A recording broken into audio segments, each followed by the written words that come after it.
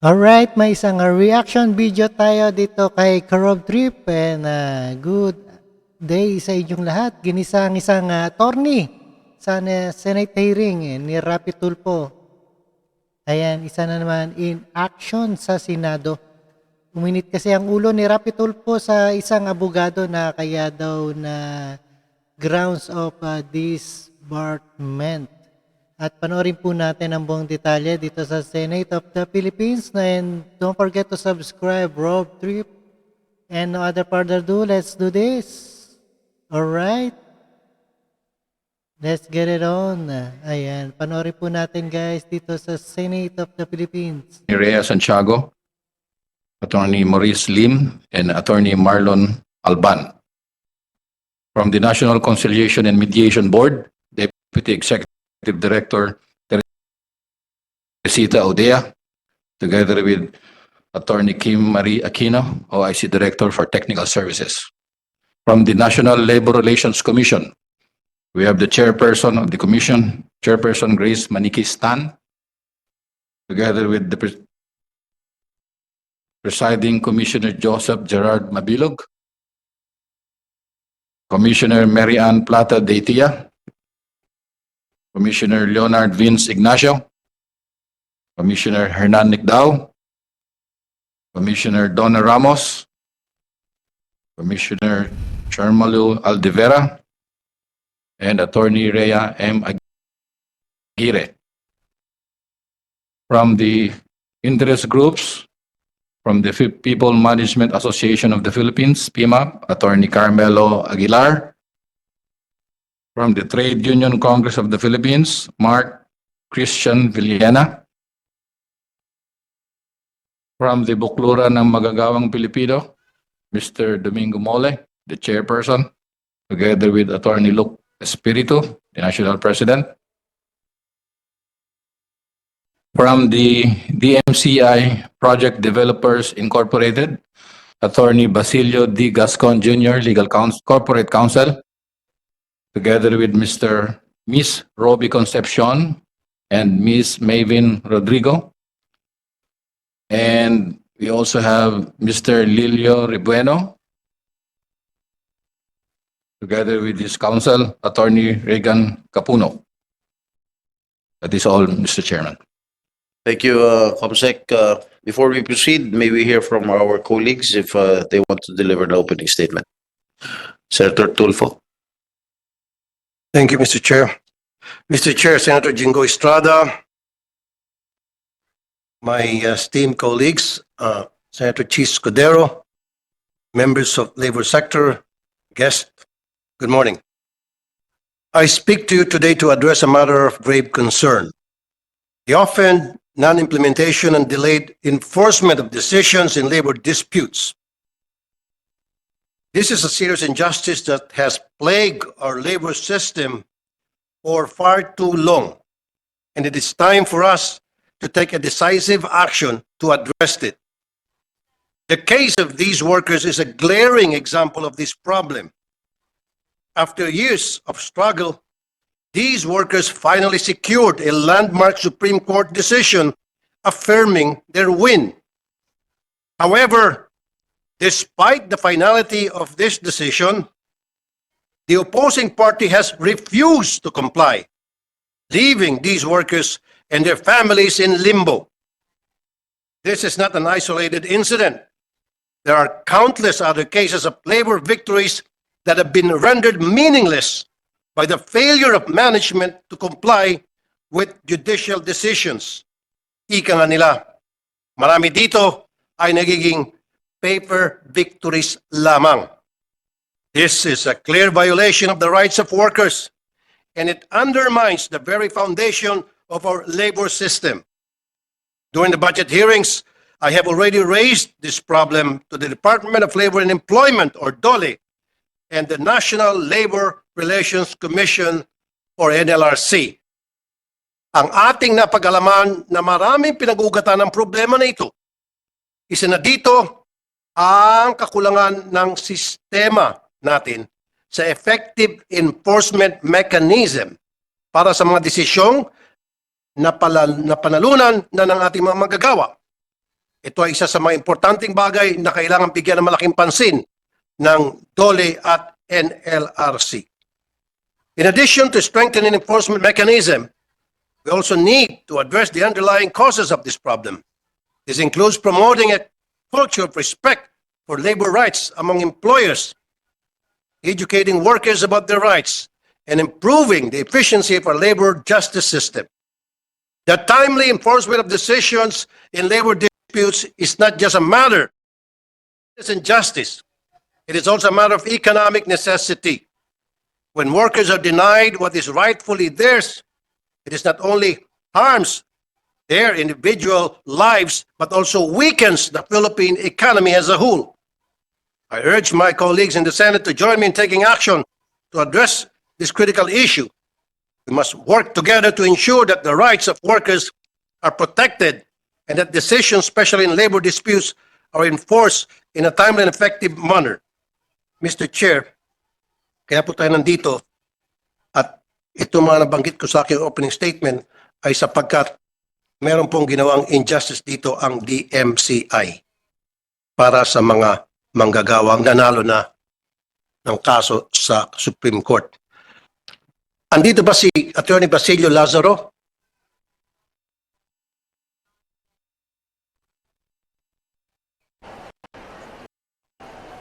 Okay.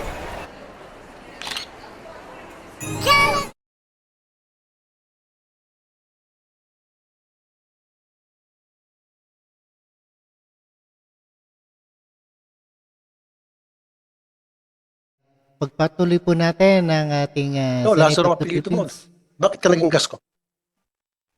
Aso, sa mabilis lang. Pwedeng palitan mo, Lazaro, kasi yung patay kaya mo rin buhayin. And I'll explain to you bakit. Yung patay kaya nitong buhayin, Mr. Chair. Kaya nga dapat Lazaro ang apelyido mo. I'll tell you why later. Go ahead. Thank you, Mr. Chair. Thank you, Senator Tulfo. Senator Cheese. I'm not the author, Mr. Chair, but just some clarifications before we begin, perhaps for the next hearing and for this hearing as well. You mentioned Attorney Gascon. I saw the letter written by the Vice President of DMCI, Mr. Pasha. Attorney Gascon, tama? Pasio, Your Honor. Pasha? Pasio po, Your Honor. Pasho? He's the Vice President, Yes, Your Honor. and he said you are the Corporate Secretary? No, Your Honor. I'm the corporate counsel, Your Honor. You're the Corporate Counsel. Yes, Your Honor. And you said the chairman does not participate in day-to-day, therefore cannot answer anyway, and he is out of the country. Would that be correct? Yes, Your Honor. But who is the president and CEO of the company? Mr. Alfredo Austria, Your Honor. So why not send, may I ask the chairman of the committee to kindly invite the president and CEO? I guess he would know the day-to-day operations of the company. Would that be correct? Yes, Your Honor.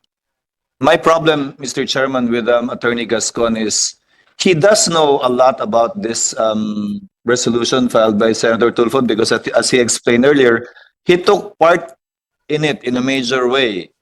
And I would rather hear from officials of the company if they are aware of these actions and actuations made by their corporate counsel. So may I ask that in the next hearing, we invite the president and CEO of the company in the person of Mr. Austria? Tama ba? Yes, Your Honor. In the person of Mr. Alfredo R. Austria. Okay, the chair instructs Yes, sir. the COMSEC to invite the names mentioned by Senator Cheese Escudero. And one more point, Mr. Chair, for the next hearing again, for some administrative matters. May I know if the company you represent is a listed company, sir? Your Honor, the MCI Project Developers, Your Honor, is not a listed company, Your Honor. But the parent company, Your Honor, the MCI Holdings, Your Honor, is the listed company. And what is the relation between the two? What Uh, listed company yung parent company? What regulations, if at all, would cover the your company that you're representing? Listed yung DMCI, di ba? yes, Your Honor. So, what declarations or what regulations would cover your company? I guess, Your Honor, the corporation code, Your Honor. No. In relation to the Philippine Stock Exchange, since it's a listed company. Yes, Your Honor. It's the one, DMCI Holdings, Your Honor, the one who is filing the annual or the general information sheet and the reportorial requirements of the CO, the SEC, Your Honor, and the PSE. And this company you're representing is wholly owned by the MCI. Yes, Your Honor. So it's part of what they're reporting to PSE. Yes, Your Honor. That be correct? Yes, Your Honor. May I ask also, Mr. Chairman, that we invite the PSE in the next hearing because some disclosures would be necessary in relation to these actions to the exchange as well. And one last point, Mr. Chairman, again, for some administrative matters. May I ask if the subject property covered by the new TCT 12619, under the name of DMCI already, has been developed by DMCI? Portion, Your Honor. Portion of the subject property dinevelop nyo na, Yes, Your Honor. despite in spite the pendency of various cases that you yourself initiated. Yes, Your Honor. May I ask also, Mr. Chairman, that we invite the HLURB or any appropriate housing agency as to how it came about that permits were granted to DMCI to begin construction and presumably selling units already when the subject property is the subject matter of litigation. Thank you, Mr. Chairman. Again, the chair instructs the committee secretary to invite all those mentioned by Senator Chis Cudero. To our resource persons, anyone who wants to have an opening statement, we can accommodate. Yes, the chairperson of the NLRC, Ms. Grace Manikistan. Good.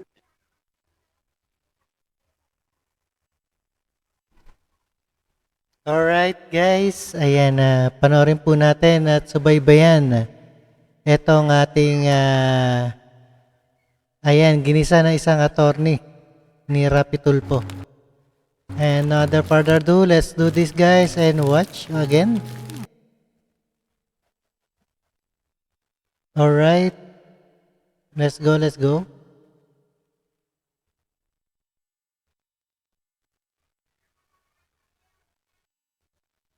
Good morning po, Honorable Chair Senator Jingoy Estrada, Vice Chair Senator RAFFY TULFO, and Senator Francis Escudero. NLRC welcomes this opportunity to take part in these proceedings as we are confident that this will help us address some concerns of NLRC challenges that we encounter in enforcing our decisions. And we know that we need to work closely with the Senate to address these concerns, especially also for our legislative issuances that may be necessary to help us in our problems. Maraming salamat po. Anybody else? Okay, since nobody wishes to have their opening statement, we can start now. Senator Tulfo? Yes. Attorney Lazaro, excuse me, Attorney Gascon, meron kang binuhay na patay. Why did you do that? Before that, Senator Tulfo, maybe we can have an oath, Yeah. Put him under oath. take their oath. Except the NLRC. Except the NLRC. And councils. Can we ask everyone to take, except NLRC and probably Sergeant PNB and Dole? Hindi na. Hindi Sila. sila. Yung mga abogado. Okay. So, please raise your right hand. Do you swear to tell the truth, the whole truth, and nothing but the truth before this committee investigation of the Committee on Labor and Employment? Please take your seat. Senator Tulfo, you may now proceed. Attorney Gascon, ulitin ko yung tanong ko, yung patay, kaya mong buhayin, although not literally, figuratively. Paano mo nagawa yun at bakit mo ginawa? Your Honor, I didn't do anything that resurrecting any dead, Your Honor. You did not. Yes, Your Honor. I have here a copy of the release and quit claim, which was notarized by you, dated June 29, 2009. Right? Yes, Your Honor. Okay. Ikaw nag-notarize nito. Yes, sir. Do you have a copy? Get a copy. Maluwang ba yung kulungan pa dyan sa baba? Meron pa bang bakante? Wala. Marami pa. Anong tawag niya? Pag kinukontempt, Yes, I have, Your Honor. I have a copy. you have. Lifiel I. Marikit. Yan. Isa sa mga pumirma sa release and quit claim na kung saan ninotarize mo. Yes, Your Honor. Si Marikit ay patay na. Nung time na pumirma siya rito. I have no knowledge, Your Honor, during the time that he was dead or he was already dead, Your You Honor. have no knowledge. Yes. Paano ka ba nag-notarize? Ano yung proseso ng pag-notarize? You have, of course, Your Honor, you have to verify the the identities of the And how do you verify the by identity? showing their IDs, Your Honor. No, didn't they appear to you personally? These Or you two, notarized? these two person, Your Honor, did not appear to me personally. Well then, yun nga ang problema.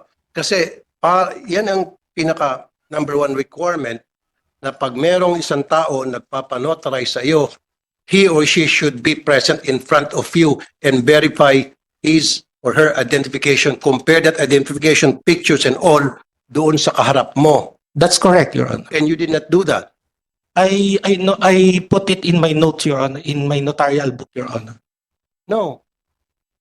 Sabi mo kasi wala ka knowledge at hindi siya sumipot. Sumipot ba siya o hindi? Hindi po siya sumipot, Your Honor. Then bakit mo dinotarize na hindi pala siya sumipot? Ang pinakita lang sa iyo, dokumento. And all these people here, not only Marikit, but 1, 2, 3, 4, 5, 6, 7, 8. 8 of them did not appear before you. And you just, binigyan ka lang nitong dokumento na pirmado na and then pumirma ka na lang. No, Your Honor. They personally appeared to me, Your Honor, except only the two, Your Honor. Except. Then dapat hindi mo tinuloy yung pag-notarize or binura mo siya. You shouldn't have included the names of the two persons who did not appear to you personally. It's a pre-forma, Your Honor, when it was given to me. And then Excuse me? it's a pre-forma, Your Honor. It's the documents are already prepared when it was presented to me, Your Honor. Then dapat binura mo o idinilit mo, inalis mo yung dalawa na wala sa harap mo. Yun yung pinaka-basic eh. At you should know, otherwise, I know, Your Honor, but baka masampang ka ng disbarment. I included it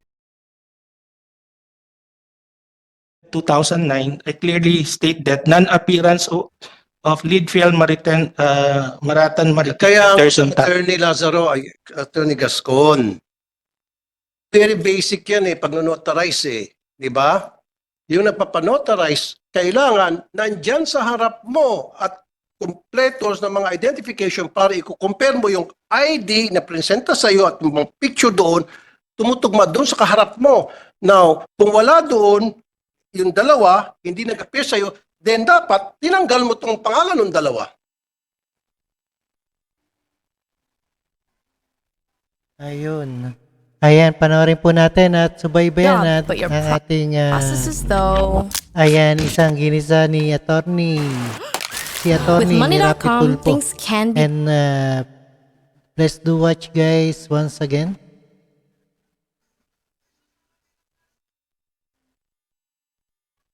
All right. Pwede ka matispar, and you know that. Kaya tinawag kitang Lazaro kasi ayaw mong buhayin yung patay. Patay na to eh, matagal na patay, binuhay mo. Kaya lang nga namatay ito, Mr. Chair. Go ahead. With the permission of Attorney. Senator Tulfo, I used to Please. be a notary, Senator Tulfo. I ceased because the responsibility is huge and I didn't want to get in trouble. May I ask directly, Attorney Gascon, regardless of what you put in your notes, nag-certify ka eh, pumirma ka. And I will read the acknowledgement. Before me, in this and that jurisdiction on this date personally appeared the following. Diba? Who presented to me the following IDs and who acknowledged to me that this document consisting of X pages entitled blah is of their free and voluntary act indeed. But the beginning of any acknowledgement is always before me, personally appeared. Regardless of what you put in your notes, they did not personally appear. They could not because they already passed, as Senator Tulfo pointed out.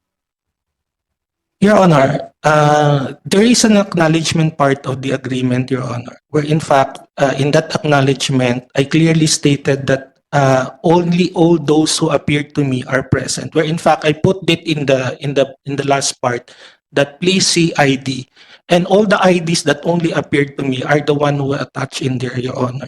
So that's why I maintain that these two persons, when they came to me, because there are so many of them, Your Honor, I think there are 6 of them, and the 2 of them are not present. And then I clearly put it in the last page that please see ID of only those persons who appeared to me, Your Honor.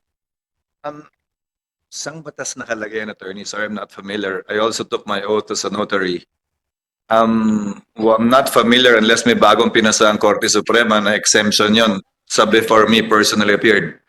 That you can put in your notes that 2 did not and refer to their IDs. May I know the legal basis, if any, so that I may be educated as well?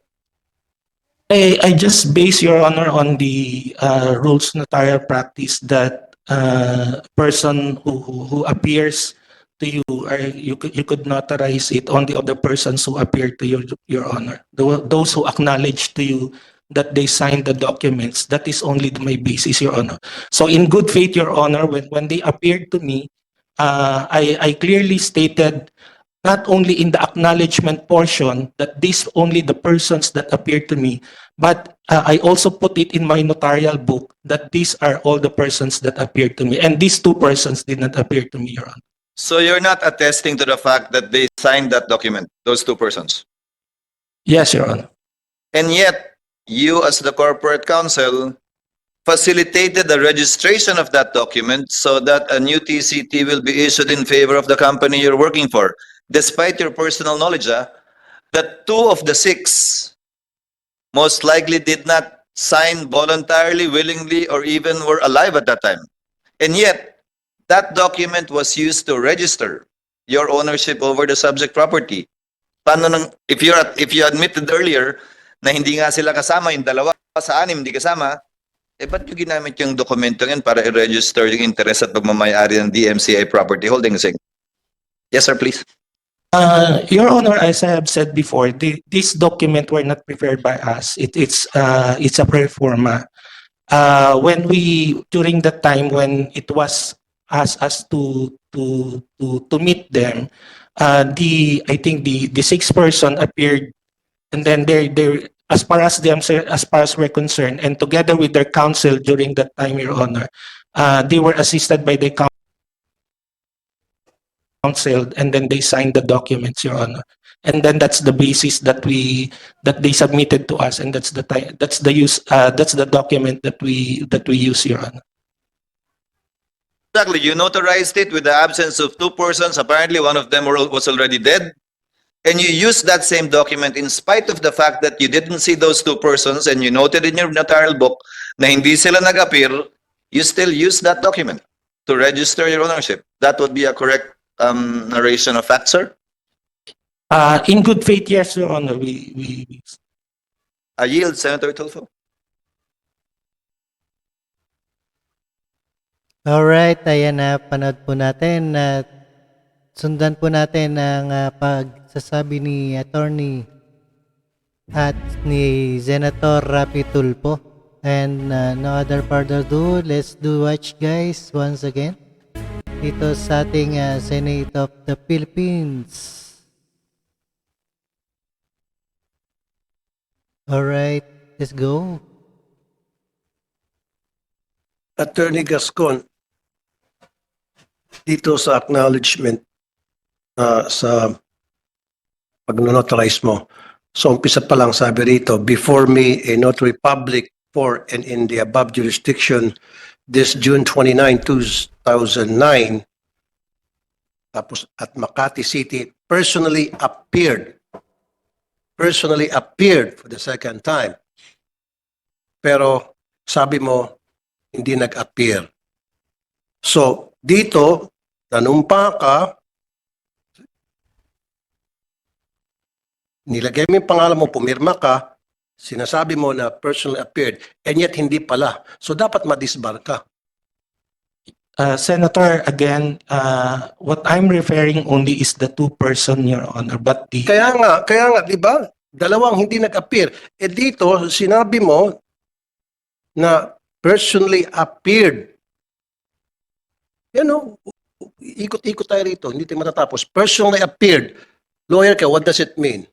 Ano ibig sabihin ng personally appeared? Itagalog mo. personal po silang humarap sa akin. Exactly. So personal na humarap ba yung dalawa? Lalo na itong si Marikit? Hindi.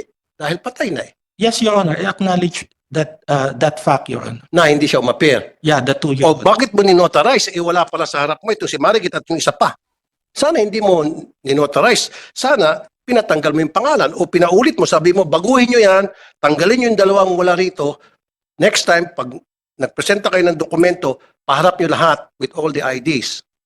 Then, Your Honor, in good faith during that time, I just based on the notarial rule that you could not notarize a document to the extent of the person that you only to the extent of the person who appeared to you, Your Honor. Sorry, attorney. Ano ka, tanga o nagtatanga-tangahan? And you know that na pwede ka ma-disbar because of this. You know that, right? Yes, Your Honor. Oh. Dahil lang sa isang pirma o dalawang pirma, madidisbar ka, napakababaw na disbarment case yan. Because of two signatures, madidisbar ang isang attorney, Basilio D. Gascon Jr. And you know that. Yun Right? lang. Okay, and you keep saying, in good faith. Ando na tayo, maybe in good faith. Pero yung in good faith na reason na binibigay mo, it just shows na talagang meron kang ginawang glaring violation. Kahit na baliktad-baliktad natin. Sa kanong kadahilanan, alam mo na yon. You and me know the reason. Diba? Right, Mr. Chair? Right, maybe you can hear first from the complainants of the case. Are the counsels of the complainants here? Yes. Attorney Capuna. Good morning po, Your Honor. You are Mr. Magandang Rebueno? umaga po sa atin lahat. Yes. You are Isa po ako sa one of the mga laborers concerned. kasama sa kaso ng DMCI, itong kasong ito. Nangyari po ito noong nagsimula po kami ng kaso noong September 1996. Hanggang ngayon po ay hindi namin nakakamtan yung dapat naming makamtan. Sapagkat marami pong balakid ang nakapaloob dito. Unang-una po, ito pong release and quit claim. Tapos ito pong deed of sale.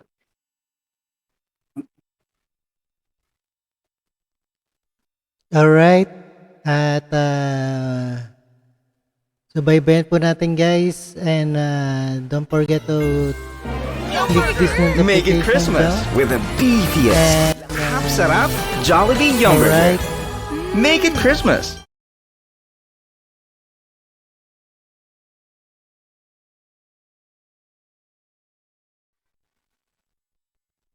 Alright. Let's go, let's go. Kami po ay pinapirma nung aming katiwala sa... Pero sandali lang po. Si Attorney Capuna, you are the counsel of the... Yes, Your Honor.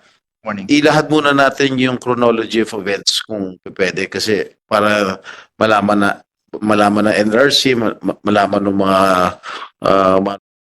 first, noong 1996, Nelia Bernades et al. With co-complainants Lidfiel Marikit and Gerson Talam filed before the labor arbiter their respective complaint against Liberty Transport Corporation and its owner, spouses Honorata Lacsina and Milagros Lacsina, for illegal dismissal, non-payment of wages, and other monetary claims. Tama?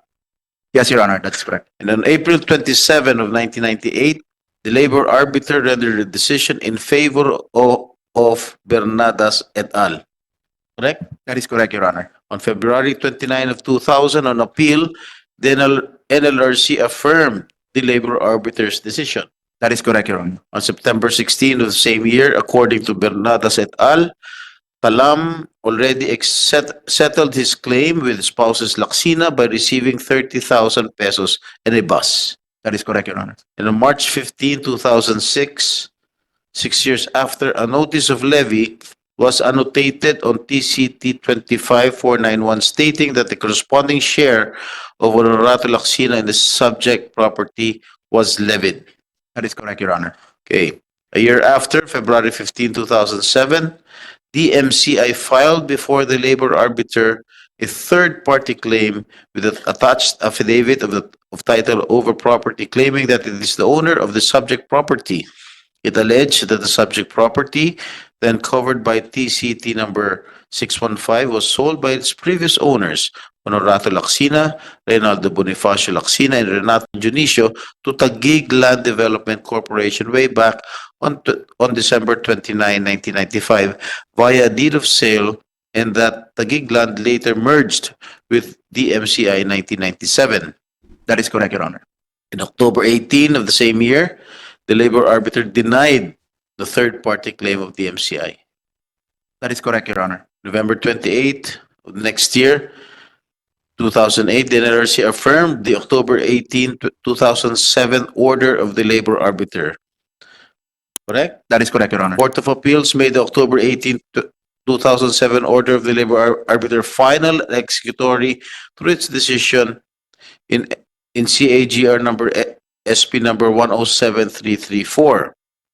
And on March 4, 2009, the labor arbiter issued an order directing the sheriff to proceed with the execution to satisfy the judgment award rendered in the main labor case. That is correct, Your Honor. Okay.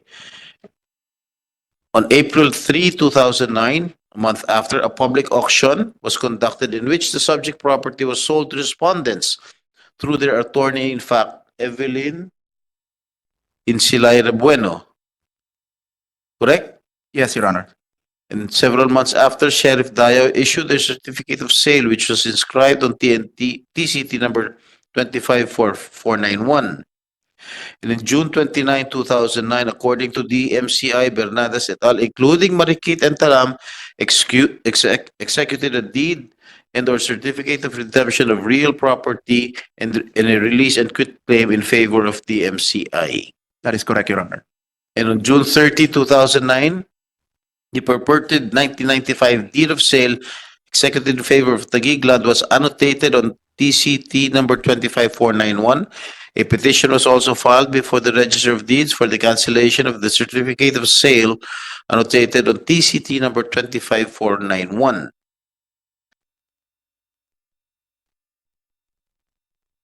Alright guys, ayan, subaybayan at panoorin po natin ang ating ginisa ng isang attorney ni Senate hearing sa Senate hearing ni RAFFY TULFO. Alright, no other further ado.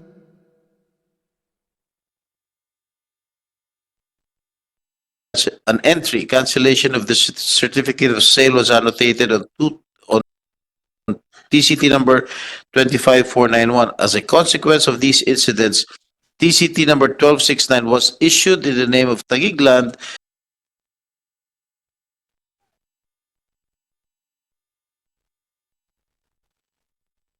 Alright, moving forward. It was only in 1995, I guess, Your Honor, the levy was only, I forgot the date, Your Honor. So 2006. When was the levy, Attorney Capuno? 2006 or 2007, Your Honor. Sure, Your Honor, but only recent, 1995 was the date of the sale, and only 2006 or 2007, Your Honor, when the levy was annotated in the TCT, Your Honor. It was on March 15, 2006. A notice of levy was annotated on TCT number 25491 stating that the corresponding share of Honorato Loxina in the subject property was levied. Or did Yes, Your Honor, that is correct. And then, please proceed. And then, Your Honor, after that, we are not, of course, we are not aware that there is a labor case levied, held against the Honorato Laxina, Your Honor. So it was only in 2007 or 2008, Your Honor, that we discovered that there is a All right. Implementasyon ng batas natin. Pagkat kami pong mga manggagawa ay dihadong-dihado sa ngalan ng hustisya sapagkat mahigit 26 years na po ito na kasong ito. Hindi po namin malaman kung ano ba talaga ang mangyayari sa amin sapagkat simula pa man sa labor, NLRC, sa LRA, hanggang Court of Appeals, hanggang Supreme Court, lahat po ay naipanalo namin. Pero nung kami po ay inaano namin sa Register of Deeds, kung na-implement yung decision, pabor sa amin, tinanggihan po kami. Wala po kaming napala na di namin maintindihan kung saan ba kami pupunta. Ano bang batas ang pwede nating may ano dito? Para magkaroon ng ngipin yung ano ng labor. Desisyon ng labor. Mr. Chair, tapos na ba yung budget hearing para sa Register of Deeds? Sarap gisain to eh. Ano ba? Ngayon na lamang. It's under the DOJ. Is that right? Okay. Meron ng entry of judgment dito, dated April 4, 2022. Ito yung sinasabi ni Mr. Rebueno. Final and executory, January 16, 2023. From the 3rd Division of the Supreme Court, na kung saan dininay yung instant petition ng DMCI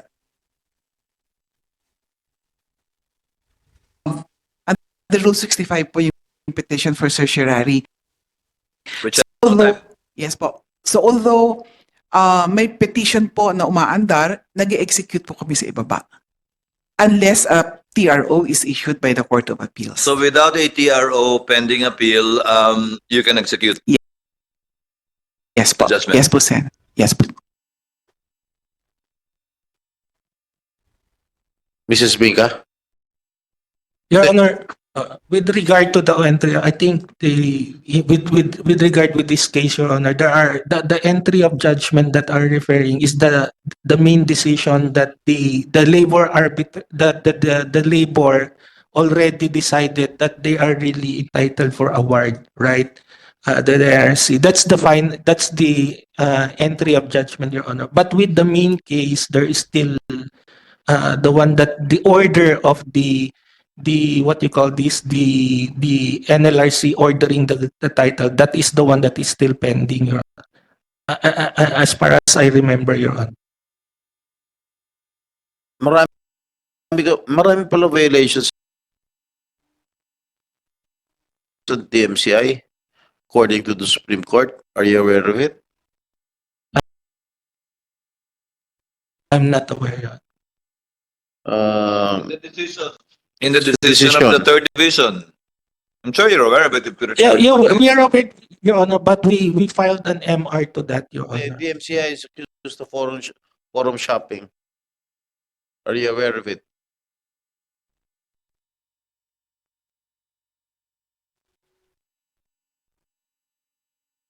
Alright, yan. Napakinggan po natin ang ating isa-isang Senate of the Philippines.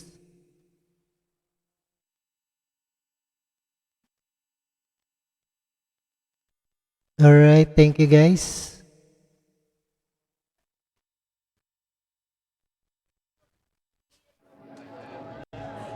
I was already kind of an outcast.